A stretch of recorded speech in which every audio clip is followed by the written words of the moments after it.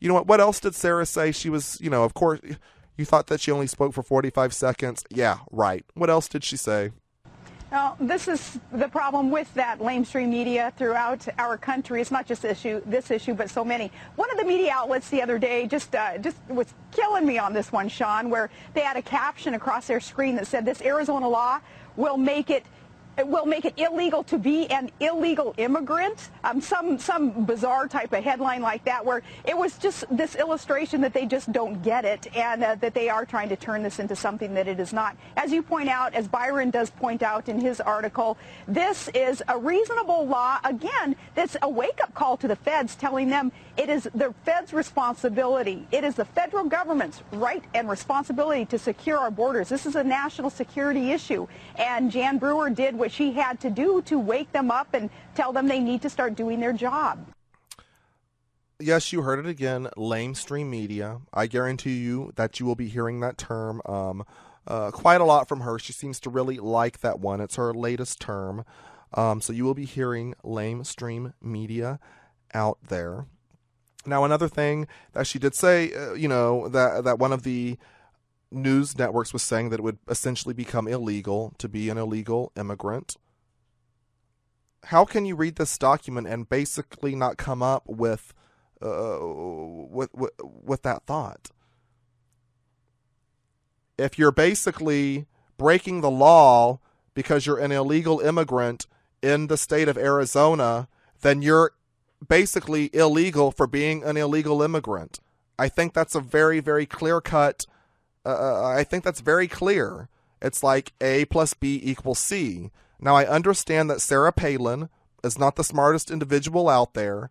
I would not trust her to do division or multiplication or fractions or the Pythagorean theorem, but I would think that she could at least get the 1 plus 2 equals 3. If you're an illegal immigrant is 1, and if you are in the state of Arizona, that's 2. That would equal being illegal. It would be illegal to be an illegal immigrant in Arizona. I don't understand what her problem is. And you know what? I'm really, I wanted to call her and I wanted to maybe have a discussion with her, but my body already aches too bad with this pain. And all I have from the doctor is a Z-Pack. And the only thing I have in my cup right now is water. And I think I would need a Xanax. And I think I would need this to be vodka.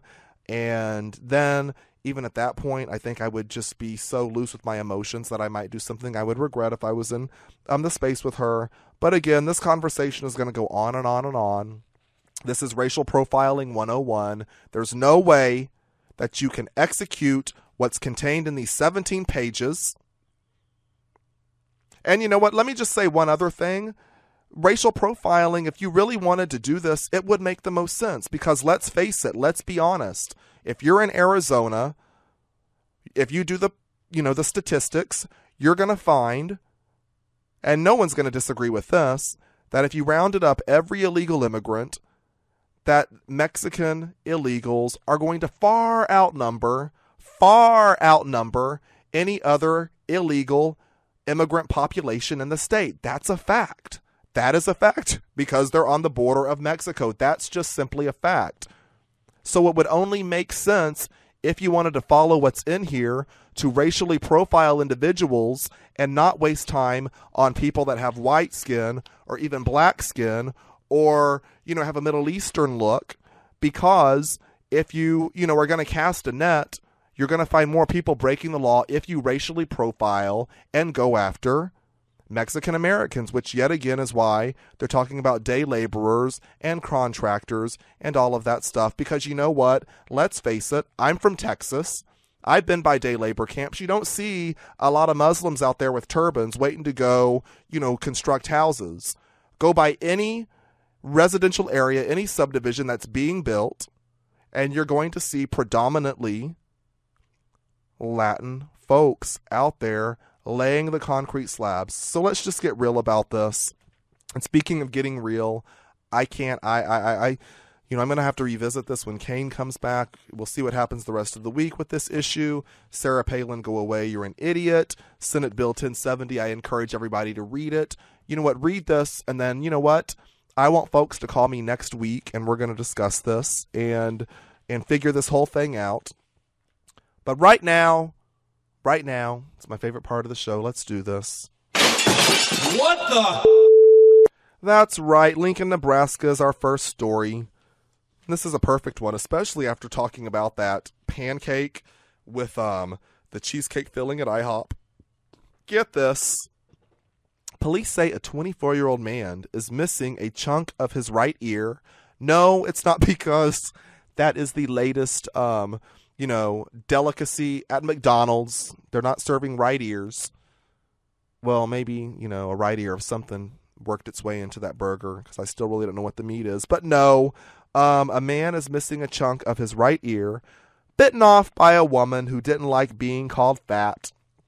That's right. Police spokeswoman Katie Flood said officers were called to a Lincoln hospital about 3:25 a.m. Early this morning to talk to the injured man. He told them that he'd been bitten at a party. So, not nice to call people fat. I think that's kind of humorous that her form of retaliation was to take a bite out of the man.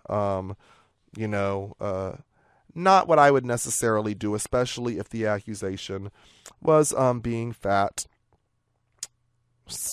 Wow, recession's getting really bad. We're still in Lincoln, Nebraska. It's been getting crazy in Lincoln. What's going on out there? Lincoln, Nebraska again. A man concealed his face by wrapping his head with toilet paper. What did he do? He robbed a Lincoln convenience store. Police said the man was armed with a knife when he robbed the store around 10:30 on Saturday night. He escaped on foot, and he did say that he used Charmin because it was the thickest toilet paper to disguise his face. Toilet paper is thin and thick. So if you need a makeshift mask to go rob a store, this individual recommends Charmin. I don't know if you take his recommendation because he did get caught. Get this. This is crazy. Hooper, Utah. So a 17-year-old mowing the lawn. We all do this. Summertime's coming. Kids are mowing the lawn, making some extra money. 17-year-old Utah boy was mowing the lawn at his home in Hooper. He ran into a canister of TNT. That's right. That's dynamite. That is a bomb. Can I get a sound effect here? Can I get a bomb? Ran into a canister of TNT that may date back as far as World War II. Boy's name was Taylor Wood. He was mowing the pasture behind the family home on Sunday, and he heard a thud. Now, he didn't actually... I didn't want to laugh because, my voice is messed up. He didn't actually hit the can. Now, if he hit the can, that's probably what would have happened. He saw the can. It said TNT shell on the side. His mother, Sharice Wood, described the canister as looking like a small can of tomato paste. So it wasn't this big bomb. It was just this little thing. She quickly called the emergency crews. Thank God, because if she hadn't, this could have happened. Let me hear it one more time. I just love that. This is what could have happened. Can you imagine? You're just mowing the lawn, trying to make it some extra money to go buy your new Xbox, and all of a sudden you just set off, World War III. Well, anyways, I'm going home. I've got to get better. I'm going to drink my water, take my pills. It's all legal. I've got a prescription. And I will be back on Friday. I'm Lil Ern. This is Unfiltered. Thank you for joining me. 8 p.m. Eastern Standard Time. We are back Friday.